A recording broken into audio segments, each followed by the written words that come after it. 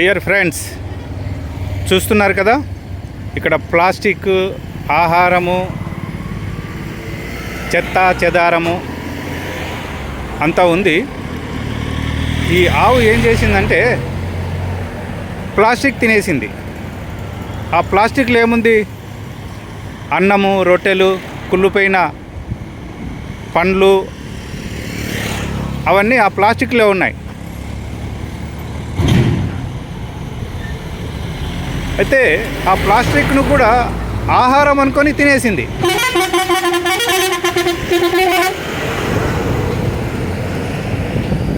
కావున ఇలాంటి సంఘటనలు జరగకుండా మనము జాగ్రత్త వహించాలి. ఆ పశువులకు ఏం తెలుసు చెప్పండి? ఏది ఇస్తే అవి తీసుకోగలవు, ఏది ఇస్తే అది తింటాయి.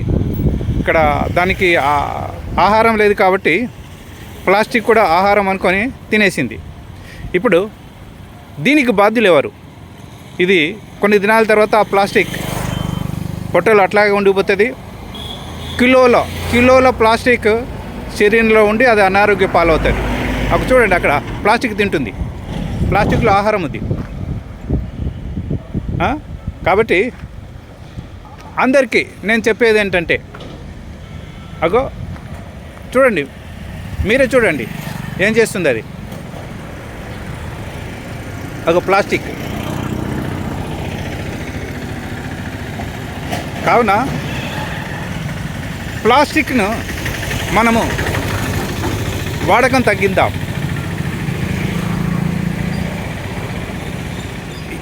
ఇక్కడ ఇదొకటే పశువు కాదు, చాలా పశువులు ఉన్నాయి. ఈ విధంగా మనం చూడు, పేపర్ తింటుంది, దాని నోట్లో పేపర్ ఉంది. ఆ పేపర్లో ఆహారం ఉంది. అది జీర్ణం చేసుకోగలదా? మనము పేపర్ తింటే మనకు జీర్ణం అవుతుందా? మనం ప్లాస్టిక్ తింటే మనకు జీర్ణం అవుతుందా?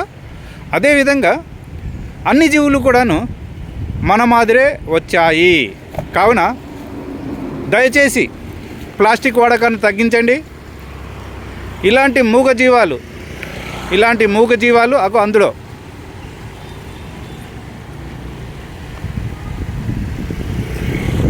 ఎన్నో ఉన్నాయి కాబట్టి వాటికి తెలియదు, అది కూడా ఆహారం అనుకునే తింటుంది. కావున మనము జాగ్రత్త పడదాము, లేకపోతే పర్యావరణ సమతుల్యము దెబ్బతిని మనము కూడా అనారోగ్య పాలవుతాము. మనం ఏమైతే ఇస్తామో అదే మనకు తిరిగి వస్తుంది. కావున దయచేసి అందరూ ఆలోచించండి అని నేను చెప్తూ ముగిస్తున్నాను. ధన్యవాదాలు.